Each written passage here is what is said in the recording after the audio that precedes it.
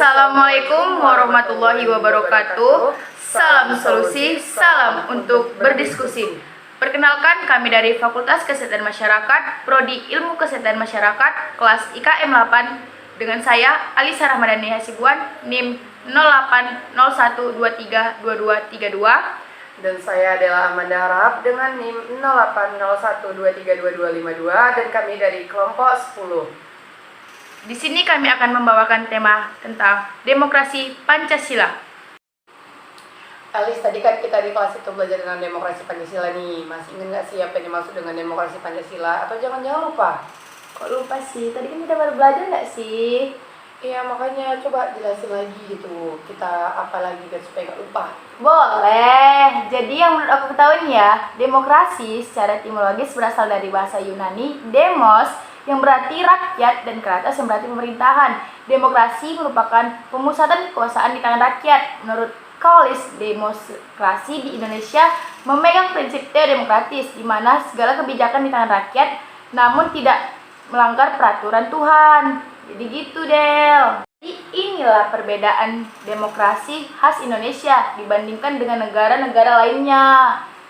Teodemokratis merupakan hasil demokrasi yang berdasarkan Pancasila, terutama sila pertama, ketuhanan yang Maha Esa.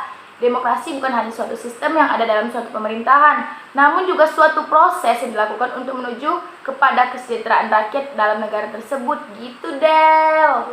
Lu masih ingat juga rupanya ya? Ya dong. Nah, sekarang yang gantian ya, Del. Aku nanya ke kamu apa yang ingin aku tanyakan. Apa? Boleh, Bang. Apa itu? Nah, aku mau nanya, tadi kan Bapak udah menjelasin nih apa-apa aja prinsip demokrasi Pancasila. Sekarang cobalah kau sebutkan satu-satu apa-apa aja itu. Ini dia prinsip-prinsip demokrasi Pancasila. 1. Persamaan bagi seluruh rakyat Indonesia. Dimaksudkan bahwa hak dan kewajiban yang dimiliki oleh rakyat Indonesia sama dan sejajar. Yang kedua, keseimbangan antara hak dan kewajiban memberikan pengertian bahwa warga negara dalam menerima hak dimiliki, namun juga diseimbangkan dengan kewajiban yang dimiliki. Yang ketiga, pelaksanaan kebebasan yang bertanggung jawab secara moral kepada Tuhan Yang Maha Esa, diri sendiri dan orang lain. Demokrasi Pancasila memberikan kebebasan kepada setiap individu, namun dengan batasan yang bertanggung jawab. Yang dimaksudkan kebebasan ini ialah kebebasan yang harus memperhatikan hak dan kewajiban dari orang lain dan diri sendiri, bahkan harus dapat dipertanggungjawabkan dengan Tuhan Yang Maha Esa. Yang keempat, mewujudkan rasa keadilan sosial. Demokrasi memiliki tujuan dalam mewujudkan rasa keadilan sosial untuk semua warga negaranya. Keren kan prinsip-prinsip dari demokrasi? Ingat kau ya? Iya. Mantap. Ini tadi kan aku udah prinsip, kau juga udah pengertian ya kan. Jadi ada satu lagi, faktor. Apa? Masih ingat faktor-faktor demokrasi dalam Pancasila itu? Ini kita sekaligus belajar ngulang kembali nggak sih supaya ingat? Ya, itu juga alasannya, makanya kita saling tanya menanya gitu. Bagus. Jadi faktor yang mendukung pelaksanaan demokrasi di negara Indonesia antara lain, yang pertama, pendidikan politik, yaitu pendidikan kewarganegaraan untuk membentuk sikap demokratis di kalangan warga negara. Yang kedua, ormas dan parpol untuk menyosialisasikan demokrasi di kalangan masyarakat dan mengawasi jalanan demokrasi. Yang ketiga, pemilu yang luber dan jurdil. Yang keempat, perwakilan politik atau DPR, MPR, serta tidak langsung, yang merupakan ujung tombak yang dilakukan oleh rakyat guna mengaspirasi pendapat mereka. Yang kelima, pemerintah yang bertanggung jawab. Yang keenam, sistem peradilan yang independen. Satu lagi ada kayaknya itulah. Ada dong. Apa itu? Lupa ya? Apa ya? Enggak dong. Yang terakhir itu ada pers dan media massa yang independen. Ingat kan? Iya, keren. Kirain lupa yang terakhir itu. Enggak dong.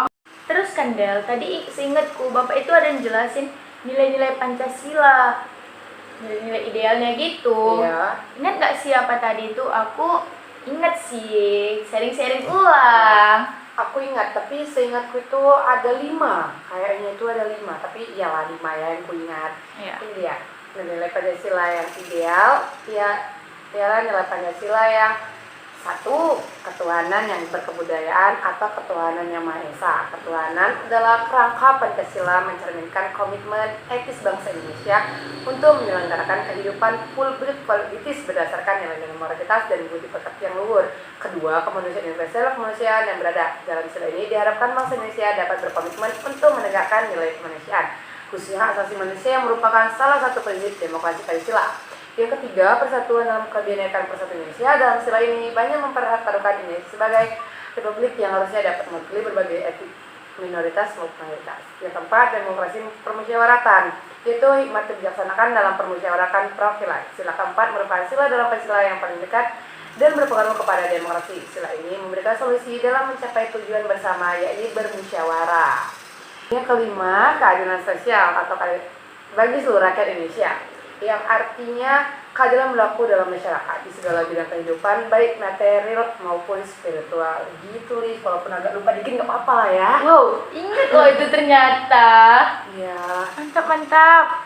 Ini kan Del, setelah kita bahas-bahas tadi, kamu tahu nggak sih penerapan demokrasi Pancasila itu apa aja ya kan? Tadi kan kita udah menjelaskan panjang kali lebar nih. Iya. Sekarang giliran penerapannya, tahu nggak?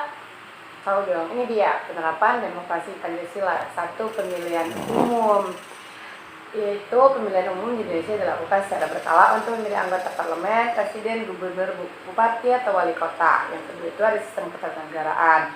Yang ini dimaksudkan untuk ini pemerintah dijalankan berdasarkan prinsip pembagian kekuasaan antara lembaga legislatif, eksekutif, dan yudikatif. Yang ketiga itu ada partai politik, gunanya untuk mempersiapkan para pemimpin-pemimpin serta wadah partisipasi politik bagi warga negara. Yang keempat itu mekanisme konsultasi publik.